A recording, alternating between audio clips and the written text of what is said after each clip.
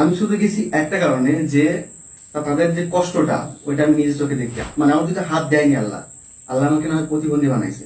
আমি যদি যাই, আমার দেখা দেখা দেখি যদি আর একটা মানুষ ওইখানে যে যায়, একটা মানুষ হেল্প। আপনারা মিরাজ আফ্রিদি ভাইকে নিয়ে এখন সমালোচনা বন্ধ করুন। লোকটি কিন্তু খুবই কষ্ট পেয়েছে এবং তার কথা কিন্তু আমি একমত।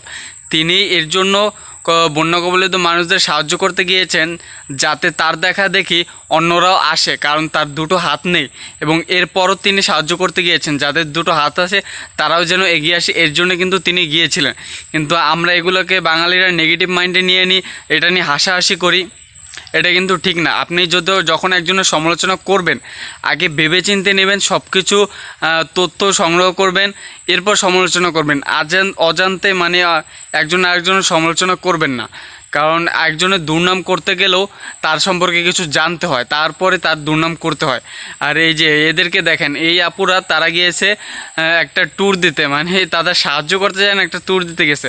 আর এখন তারা হিজাব পরে, বোরকা পরে তারা বলছে যে তাদেরকে নিয়ে এত আলোচনা সমালোচনা হচ্ছে, এত ট্রোল হচ্ছে, তারা তো আসলে এরকম বড় কিছু করেনি।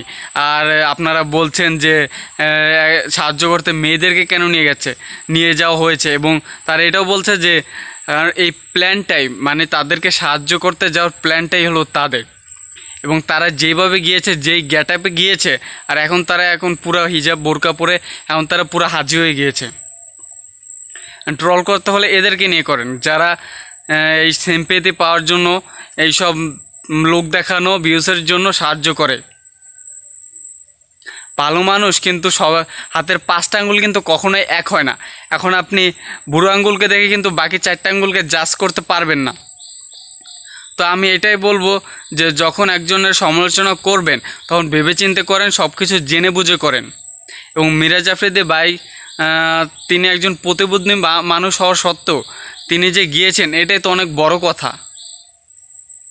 এখন আমি জানি না, আপনাদের এক একজনের এক এক মত থাকতে পারে, আমি আমার মতটি শেয়ার করলাম, আপনার মতটি আপনি কমেন্ট করে দিতে পারেন।